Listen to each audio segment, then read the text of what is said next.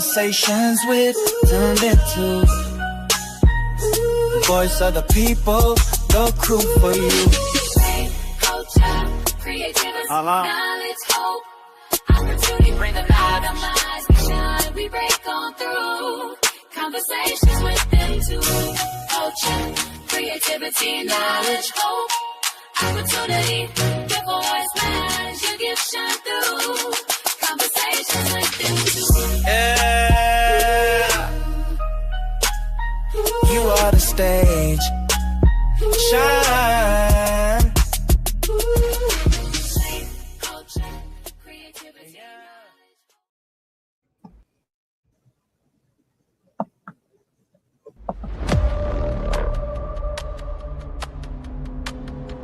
The situation, it's been more than a month. You should be very careful about how you apply your judgments. They have the tendency to come back and slap you in the face. I wish you would. Oh, Tara, please. I'm too much of a lady for that.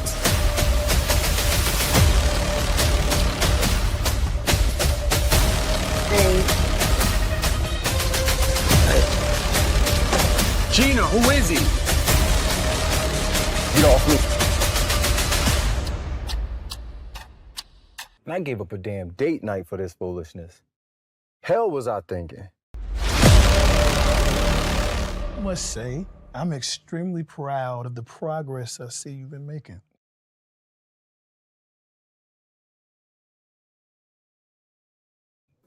Gina, get off me. Oh, my bad. What's up, family? Welcome to Conversations with Them Too. I'm your boy MJ, joined by Lady Des. And tonight, y'all, we are celebrating Black History Month by shining a powerful, powerful light on one of our own, a Black filmmaker, storyteller, visionary, y'all, and the kingdom creator who is making waves across the industry. That's right, family. Tonight we have the honor, the pleasure. He is excellence in film, definitely resilience and purpose, and it's all about faith and action. So tonight we want you to help us welcome writer, director, actor, digital cinematographer, and founder of Be Creative Enterprises LLC, none other than Mr. Christopher Neill Bailey Sr. What up? What up? What up? What's going on, family? How you doing? Good. Hey, MJ, you saw that intro? Listen, I'm like, wait, I need to be in that. Oh, listen, you need to be in somebody's something. Stop it. Chris, thank you so much for joining us tonight. We are so happy to have you here. Thank you so much for having me. I greatly appreciate the opportunity to be a part of your show. You're welcome. You're welcome. Listen, let's just dive right in. Okay. Chris, your journey began at the age of 5, trained by your mother to memorize lines and perform. That foundation is powerful because I'm still trying to memorize lines when I get on stage.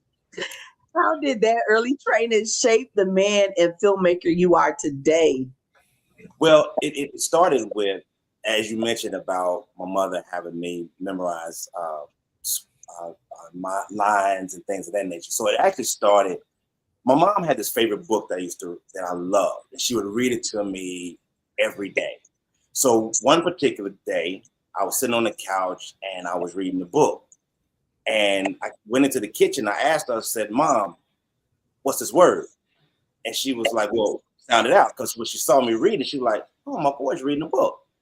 And when I couldn't sound it out, I went back and sat on the couch. That's what she told me. I sat back on the couch, I closed the book, and then I opened it back up and started reading again until I got to that word. And what she realized was that I had memorized the book.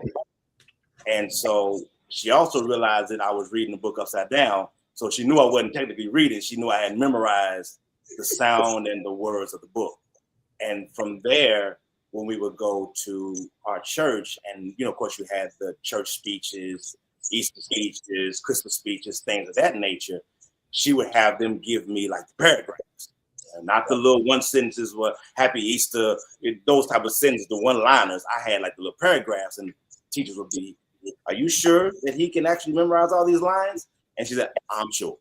And that's kind of how it started. And from there, it just became easy for me to memorize lines when I performed in speeches, monologues, acting. It just became easy for me.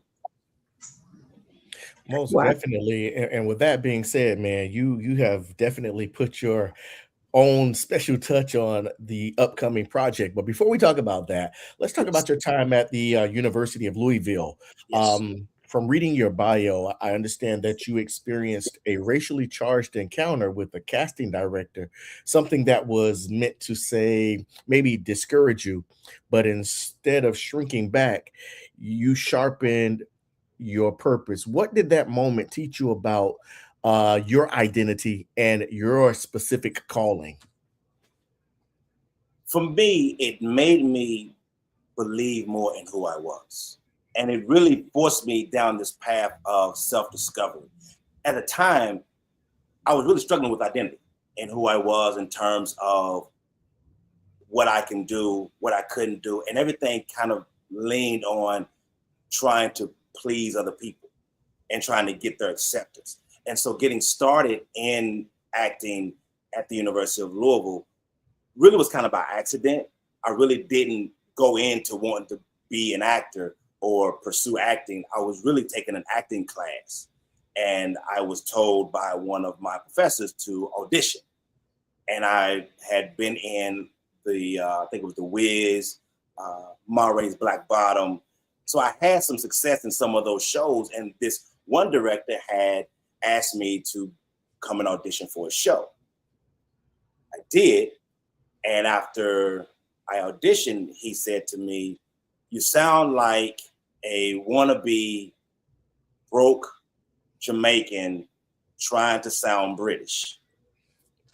That was that was the critique. And it, you know, and I felt very insulted by that. I'm like, you could have just told me, "Hey, thank you for auditioning.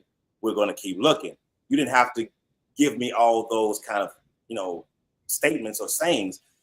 So from there, it made me really begin to look into myself and say, okay, who am I as an actor? Am I someone that's just fiending for someone to acknowledge me? Or am I someone that loves the actual craft of acting, directing, and being, you know, a filmmaker? And that's where the journey started.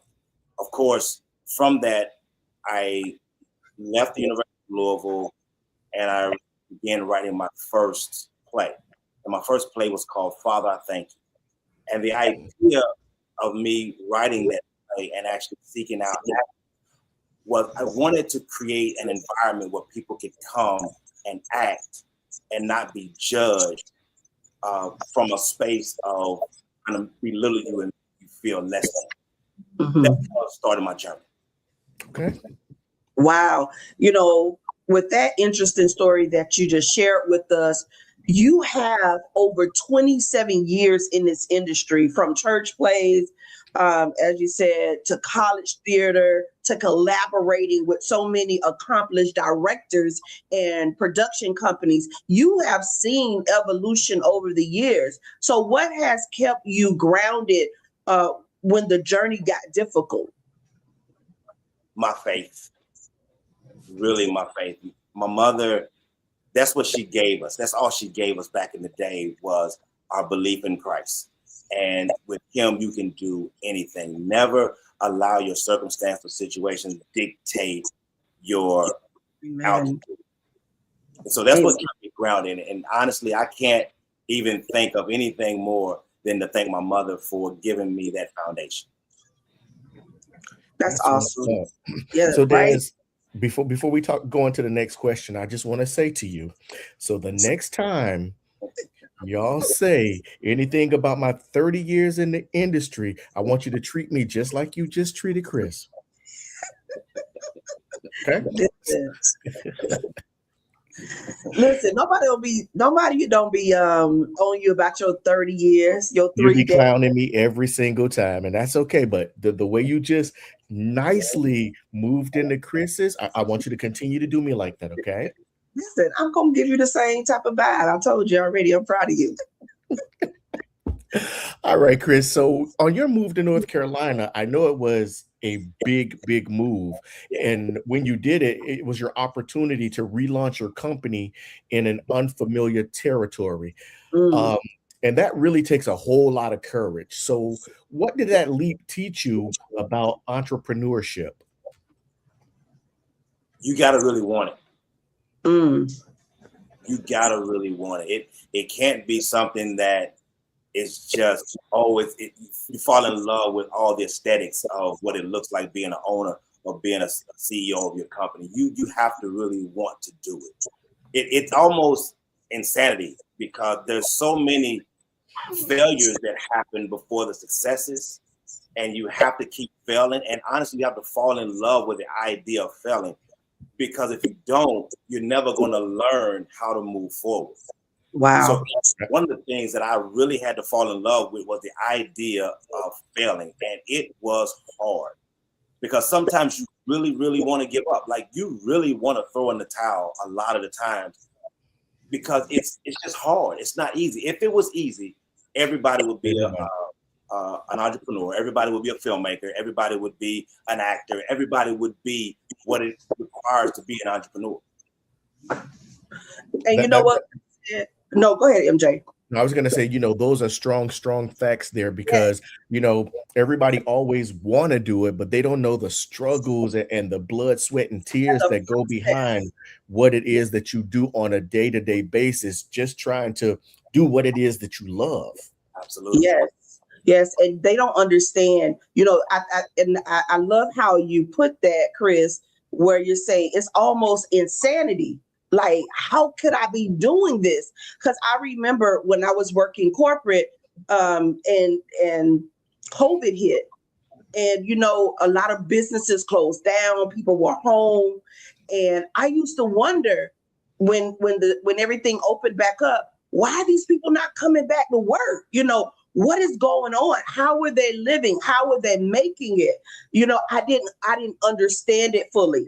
Although I had my side businesses and stuff, I just didn't know how were they making it with the 9 to 5. So now that I'm in that spot, you understand that you got to get up every day and you got to grind. It's a process. And you're right. It's almost like, this is insanity. Like, what am I doing? Is this this is the right move? And what you're saying about failure, like, one thing may not work. And then you got to go back to the drawing board. But you got to understand that you have to be passionate about it. It has to be something that you really want. I love how you answer that. And to give you an idea of what a failure looks like, back in Kentucky, I had a stage play that I was working with, and we had a major success at a small black box theater. Now, when they talk about a black box theater, it's for about 100 to 125 seats, right? And we had a great success, a 2-day run, and I thought that selling out a theater of 125 people meant I made it, or meant like, oh, I'm in a great space. So I went to another theater that was about 1,800 seats. Now, I didn't have the capacity for 1,800 seats. I didn't even have the following of 1,800 seats, but I allowed my ego to get the best of me and say, hey, man, we sold out this place. We could sell out that place. Mm-hmm. And long story short, this theater seated 1,888 seats. We sold 88 seats. Wow. And when I tell you, walking on that stage and seeing all them empty red seats, that's another level of failure, and really understanding, wow, it was really humbling, because after that, I lost all my revenue for the previous show. I only made, I told the guy that we was gonna make sure we paid him off. We were gonna make sure that the theater was covered. And he comes out and he tells me, I got some good news and I got some not so good news. The good news is you paid me off. The bad news is I got to give you all these tickets back. So my revenue, what I owed him was $1,204. We made $1,208. Wow. I walked away with $4. I still had to pay the light and the sound guy. I still had to, do something for my actors and everything like that. And I didn't have no money. I had to use my car payment money to pay for the light and the sound guy. That meant I'm dipping into my bill money. And then I had to get some other money to kind of take care of my actors. I had to, go into my savings to do that. And after that, you have to say to yourself, okay, what went wrong and how can I improve and make this better? Absolutely. Versus I give up, I quit. Wow. And you know what? I'm so glad that you said that, because a lot of us still, even after seeing that, it's like, oh, I'm believing God. But no, look at the numbers. Look at these facts that's here. Be realistic with yourself. And sometimes I think we try to bounce on image more than reality, right? We want to look good, but that didn't look so good. So you have to really know how to maneuver and look at those numbers and say, okay, this is where we are, and this is the road that we need to stick on, because you do want to make your money back, and plus some type of residual. So yes, I love that you brought that fact out, because so many people get caught up in the image of being the entrepreneur, the image of having these successful events, or what we want to be successful. And even sometimes in those downfalls, you're still blinded by image, and you don't look at what's really there, the reality of things. So let's talk about your new film on Tubi, Let It Play. Now it's already out. I know the trailer said coming soon, but y'all, it's here. It's been out almost a month. Okay, almost a month. It has received well over 1 million views. Yeah, right. It has received over 1 million views, everybody. Yes, and it's climbing. The numbers are climbing. There are so many of you all that are probably in the chat that still have not seen it. So listen, we're going to talk about Let It Play. And we just want to congratulate you, Christopher. Job well done, well deserved. Hard work pays off. You stay consistent. So what inspired you to do the film Let It Play? To be honest, the film started as a 6-page script in college. I was attending Full Sail University, and we had this film festival class that we had to complete. And the film festival was 24 to 48 hours, which means you have 24 hours to write it and 48 hours to pitch it, shoot it, edit it, and then submit it. So it's a 6-page script, and I had to write it and pitch it to my professor. Then I had to go and get the cast to act it out, turn around and edit it and submit it. Once I submitted it, my professor was telling me how he liked it, and he said, I believe that you need to see this through, because I think that this could be on TV someday. And wow. Really? He was like, I really do. I think you should pursue it. So 6 pages eventually turned into 88 pages. And that's how Let It Play was actually born. I took some personal experiences and some cinematic, content to actually bring the film together. Wow. That's what's up, family and friends. It's Conversations with Them Too. I'm your boy MJ. She is Lady Des. And tonight we are talking to writer, director, actor, digital cinematographer, and over 1 million streams, the founder of Be Creative Enterprises, LLC, none other than Mr. Christopher Neill Bailey Sr. And definitely kudos to you. For you to have an instructor see your vision and say, you need to take this to the next level is really, really big. Let's go through that journey from concept to the streaming success. What does it really take to write, direct, and bring a vision to life since you were able to do it technically in 48 hours? So the script itself took about 3 months.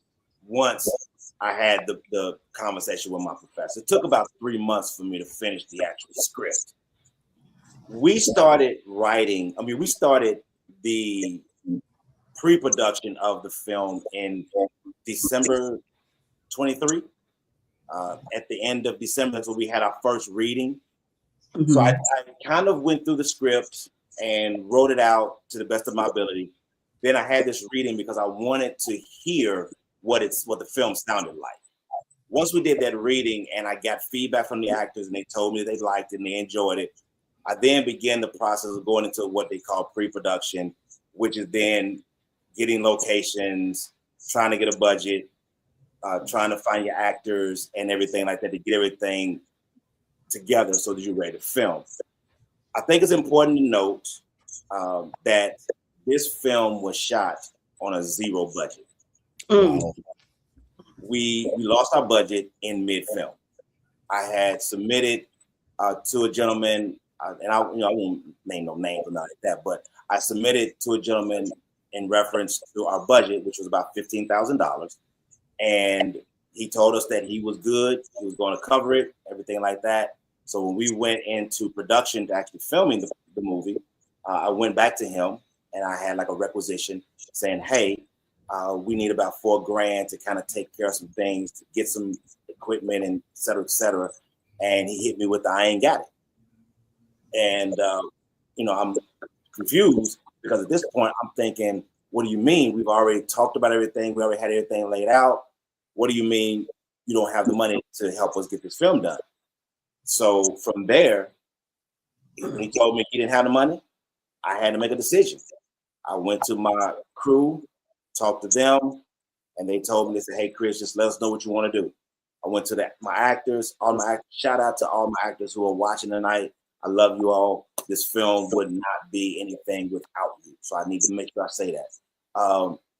And then I talked to them, and then they said, hey, Chris, we with you. We trust you. Let's get the film done. And so from there, I had to have a come to Jesus moment with myself and say, okay, Lord, listen, we don't have no budget. We don't have no funding to take care of anything in terms of locations and everything like that. How are we going to get this film done? And this is where your faith comes into play, because it's either I believe God and I believe what he said in his word, or I don't, right? And so if I'm going to say I trust God, then I have to trust him when things look the way they're supposed to look and when things don't look the way they're supposed to look. And at that moment, I was at a place where I really wanted to quit. I really wanted to give up because I had put everything I had into getting this film done. Everything I had into getting my actors and the locations and all the stuff like that. And God said, keep going. And my actors said, we want to do it. The crew was like, we with you. So I really didn't have no other choice but to move forward with it, or I was going to disappoint everybody that was believing in me to actually bring this thing to light. So moving forward, every location that I went to for this film, they gave it to us for free. Wow. The commentary that we got was, hey, I told them what I was doing, and they was like, hey, no problem. Come on in, let us know when you want to film it. Take over, do this what you need to do. Every location we had was just like that. All the equipment that I had, all the equipment that I needed was all given to us and provided. And that's what happens, Chris, when you do things and step out on faith. The impossible becomes possible. Like you said, you had no idea how it was going to happen, but you knew it was going to happen. None. And so when we got into moving forward to the streaming aspect of the thing, when you asked about the streaming aspect of it, I started because they have something called Film Hub, right? And that's where you can do independently and submit your film and try to get it picked up by some of the streaming platforms. I tried that twice, and I was having issues with my film, and some of the configurations that I had weren't right. So I had to wait, and someone reached out to me by the name of Alpha. That's her name. And she's with Global Distribution. Okay. So she reached out and she was like, hey, we want to see your trailer because we saw your film on IMDb Pro. So I was like, okay, cool. I'll send you my trailer and let me know what you think. And then she came back and said, we want to distribute your film. Wow. And I was like, are you serious? And it took a minute because it was so random. It wasn't like I went looking for it. It was like God said, okay, let me open this door for you. I didn't go searching for it. I didn't go asking or looking for nobody. I simply was just like, here's my film. God, what do I do with it? I'm just going to try and distribute it myself. And then someone reaches out to me and says, hey, we like what you've done. We like what you put together. Let us see it. And we want to distribute. So Global Distribution came on and took our film, and we was going through a lot of transition back then because we was trying to get the film distributed back in November. Then we got pushed back to December, and then it got pushed to January 16th. And it was like, and I was just at this point, I was like, okay, God, you know what? Whenever you decide to do it, it's fine with me. And so when we went live, I think it was January 17th when we went live, the stream just started happening, and it went from, I think our first day, we was at 3,000 views. Then the next day it was 10,000. Then it went to 25,000. Then it went to, I think it was 33,000. Then 50,000. So I'm checking this per day. And so we hit the 1 million mark in 7 days. Wow. They were texting me that morning saying, hey man, congratulations. And I'm thinking, I'm still wiping the sleep out of my eyes, and they texted me and they said, you hit 1 million views. I'm like, seriously? And so I go to my back office and I check, and like tears are like all in my eyes. I'm like, God, I never imagined this. I didn't set out to do this. I just wanted to do a good movie and just tell a good story. That's it. I wasn't seeking all this. And I'm just grateful that when you ask God to do something and he does above and beyond what you could ever ask or think, that's Bible, that's scripture. So, right. I'm just blown away by what he just done. That's how God works. That's exactly how God works. And, kudos to your team, your entire team. And that's the importance. And, MJ and I, we speak a lot about, who's on your team and knowing the people that you work with, because that really matters. And just imagine that if all of the actors and the actresses would have walked away, it was like, nah, we're not doing that. But the fact that they believed in you, the fact that they gave you motivation, that's just awesome in itself. And, when you win, they all win. And it just shows that when God is in it, you don't have to make things happen. You did your part. You submitted, you did what you needed to do, and God just gave the increase to it. And I am so grateful and so happy for you of how well the film is doing, and it's continuing to climb. Yes. And we are excited about it. No, I'm sorry. I said we're excited about that. I'm sorry. I didn't mean to cut you off. I'm sorry. No. Yes. And we are too. So those of you who are listening on tonight, listen, if you have not seen Let It Play, download Tubi. Listen, I wasn't a Tubi watcher. He sent me the link and everything. And you have to watch the movie, okay? You got to go to it, watch it, and then hit him up. We're gonna give you all his contact information because he wants to know what you think. Now, Christopher, there may be a whole lot, and I'm pretty sure that there are a lot of independent filmmakers that are watching on tonight. How can they break barriers in today's digital streaming space? It's I'm not gonna lie, it's difficult because you have a lot of people that are trying to take advantage of your gift as a filmmaker. So be number one, be very intentional about who you share your work with, and make sure that they have your heart in mind. If they're not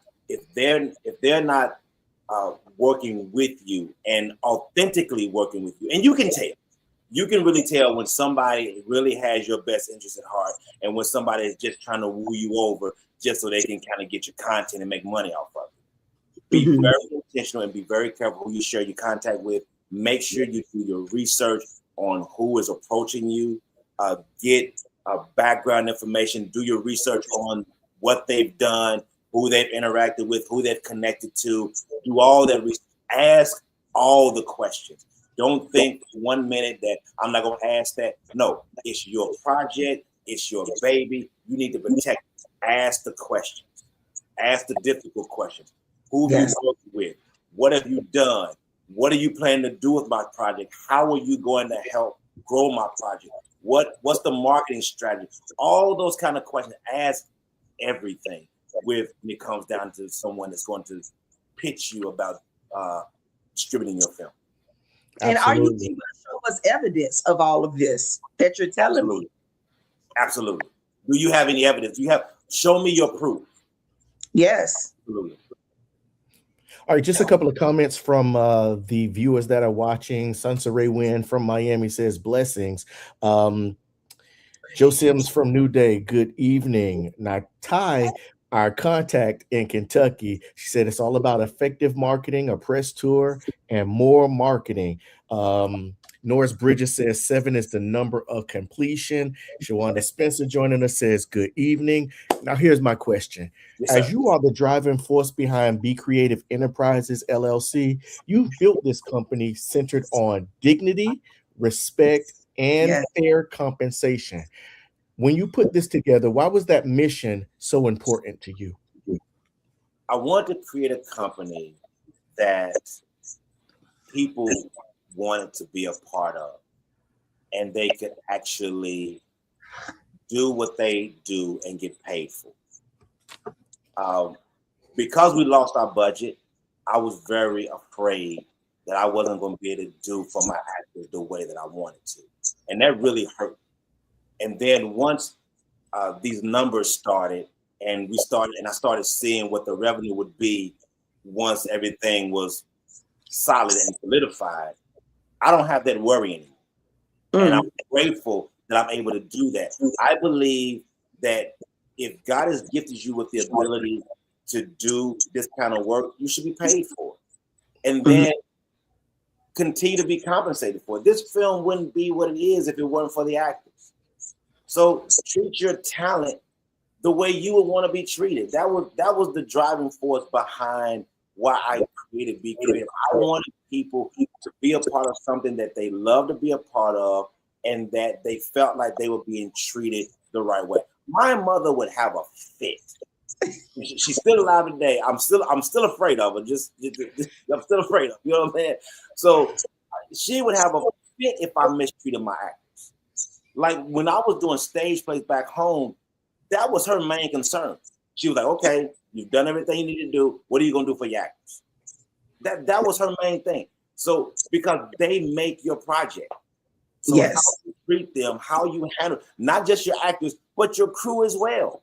You know, from the other camera guy to the light guy to the sound guy, everybody, they make your project. So if you mistreat them, if you mishandle them, you don't have no project. Right. You can say that again. You can say that again. And and it goes back to our foundation, basically, and how we were taught. And that's why I tell people it matters. It matters the seeds that you pour into others. And it was your mother that poured those seeds into you of how to treat people, what to do, God and faith and doing the right thing. So, and that follows you throughout life. And one thing we talk about a lot on the show is building those healthy relationships. And just imagine, because you never know where these actors are going to end up. You never know who you're raising. So that's why it's good to treat people well, because they're going to always remember how you treated them. So kudos to you. And your motto, your mantra says it all. If you say you can, you will. And if you say you can't, you won't. Break that down for us. Yeah. If I say that I can't do something, I never will do it, because I've already convinced myself that I can't do it. If I say I can do it, just because I failed doesn't signify I can't. It just signifies I failed and I need to find another way, or there's another way in having that thing done or getting that thing done.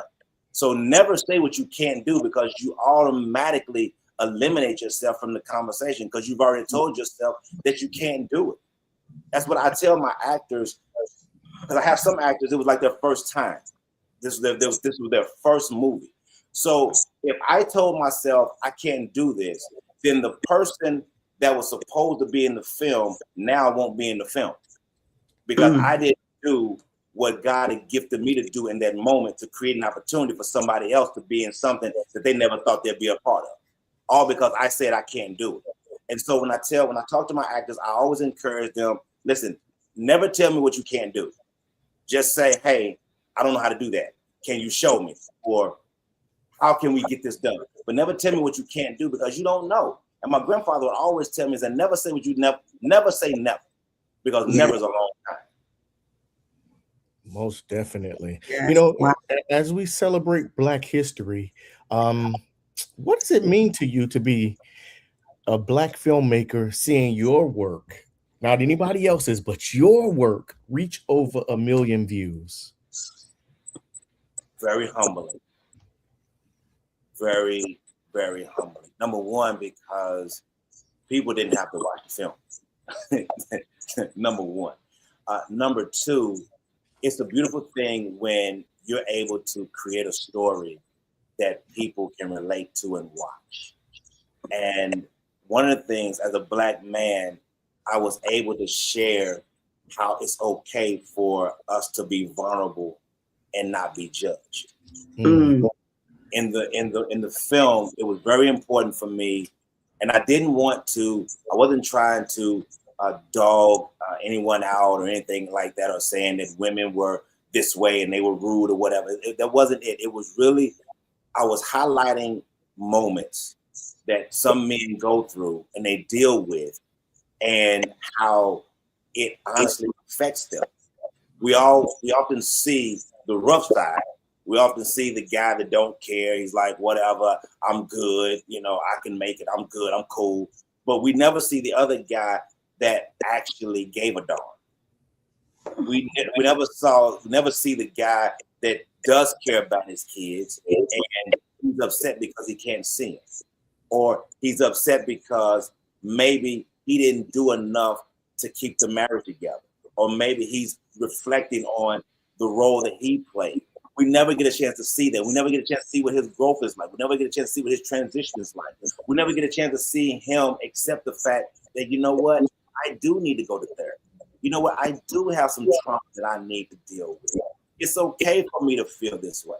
We don't get a chance to see that. So it's very important. It was very important for me to highlight that, because I wasn't speaking from, oh, let me just take a look at this and talk about it. I experienced that. I had to go through therapy. I had to sit in the closet and reflect on what happened in my marriage. That closet situation was a real thing. Now, it wasn't with my daughter. It was with my son. And my son, he didn't come into the room, but he was knocking on the door. So that moment was a true moment, but because that happened. And so I thought it was important to share that, because we get a chance to see, hey, we do cry too. Yes. Might cry in secret, but we do cry. We do have feelings. We do have emotions. And it's a safe space. It should be a safe space for us to hurt just like everybody else hurts. I guarantee you, if you wake up in the morning and you stomp your toe on the corner of that bed in the morning when you wake up, whether you male or female, you go holler. That's it. And you know, I love that because men, I believe that I'm not a man, but I do believe I'm a woman that believes that men definitely need that space. They need that space to woosah. They need that space to be able to be vulnerable, and to be able to express who they are. And we as women, we need to embrace that. We need to make that space safe for men to be able to release that. So I'm so glad that you brought that out in the film, because sometimes we're visual and we need to see it, and we can hear about it, but when we see it on screen, it takes a different effect on us, you know. So you said your legacy is to inspire your children, you know, anyone who's watching or listening, to be great in whatever God places them in and places your hands in, and to do this with the spirit of excellence. And that's powerful. What does excellence look like to you today with everything that is going on? Excellence looks like to me is me doing everything I know I'm capable of doing and not making excuses for things that I didn't take time to do. I tell my children all the time, just like my mom would tell me, do it at 100+% or don't do it at all. And that's what it looks like to me. It's am I reading the books that I need to read, or am I watching the videos that I need to watch? Am I enriching myself in knowledge so that I can be better the next time around? See, the beautiful thing about what happened with Let It Play is now I have a marker. I can't go back and say, okay, I'm gonna aim for that. I have to aim higher next time. Yeah. I set the bar for myself. I was like, this is the bar. I can't come back in at this marker because I didn't do anything. So I have to aim higher. I have to be more cognizant of what it is that I'm doing. I look back at the film and I say, okay, yes, that could have been better. Yes, this could. I'm always looking at how can I improve? How can I be better? So when I encourage people, and especially my children, I simply tell them, just aim to do the best that you can do. Give everything that you have. And you know when you've expounded everything. You know when you've given everything. And that's really all you can ask for is effort. Excellence is just effort. At the highest level, it's just your effort in saying, I'm going to do everything I can. And I don't have no excuses for what I've done. I love it. So, family and friends, you know, if you're just tuning in, you're going to have to go back and watch the replay because this has been more than a conversation. You know, it's been a masterclass in purpose, passion, and production. And this man has already set the bar, and he's already made sure that he set it higher for himself than he has for anybody else. So you definitely want to make sure you go and check out Let It Play. Chris, I say thank you. Man, thank you so very much. I am so humbled by this opportunity. People don't even know. Like after this episode, I'm gonna go and probably, just have a moment because it means so much to me. You know, when I sat and I saw the film on Tubi, just the main screen. My girl at the time, we were sitting and she didn't hit play yet. She just let it sit there for a minute. She said, because I just want you to embrace this moment and see this moment. And I sat there for a minute and I couldn't help but just get teary-eyed because you never expect this to happen. You want it to, you dream it, but when it becomes a reality, it means something to me. And I create because I love the work. I love to write. I love to act. I love to direct. I love to see things come to life.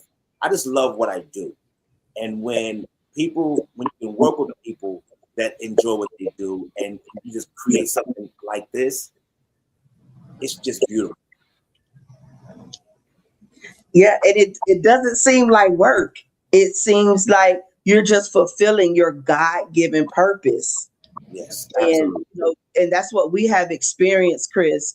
Listen, you have said so many things tonight that was edifying, that was empowering to so many. Whether they were in film, whether they're in the music industry, because along the way you will get you will have failures. And I Yes. like the fact that you said, failures is not bad.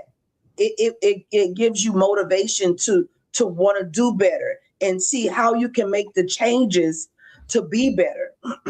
It's a humbling experience. And I am just so grateful for all the nuggets that you threw out tonight. Just like MJ said, this was definitely more than just a conversation.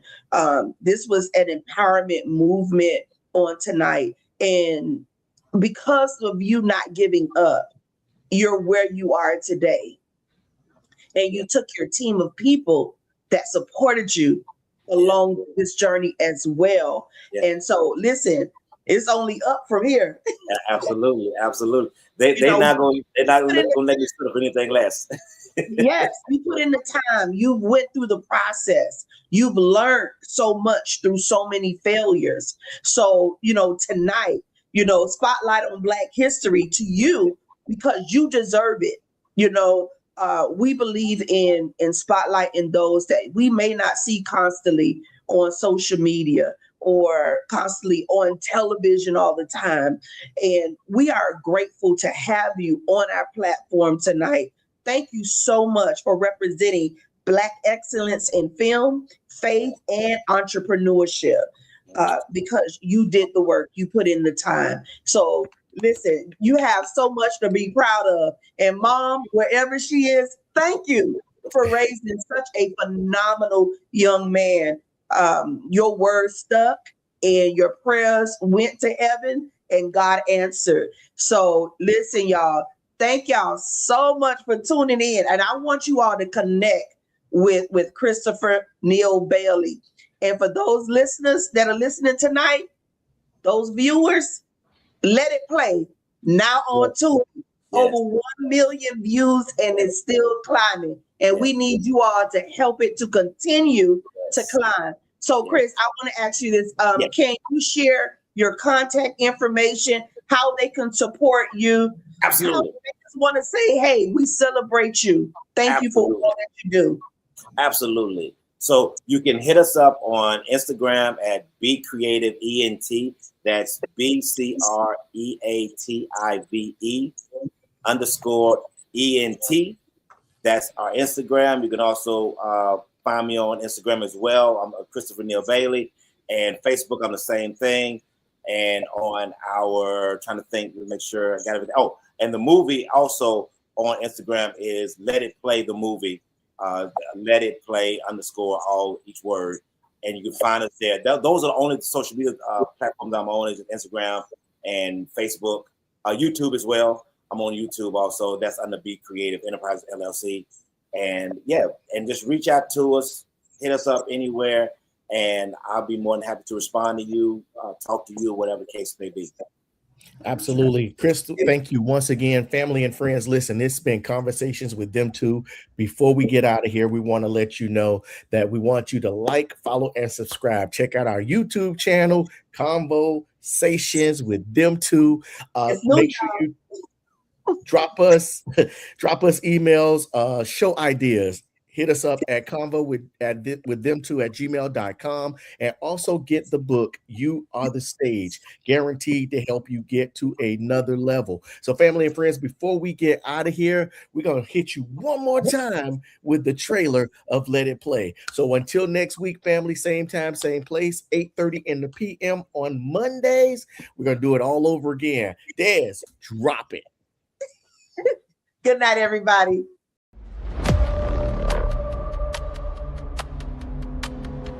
The situation, it's been more than a month. You should be very careful about how you apply your judgments. They have the tendency to come back and slap you in the face. I wish you would. Oh, child, please. I'm too much of a lady for that.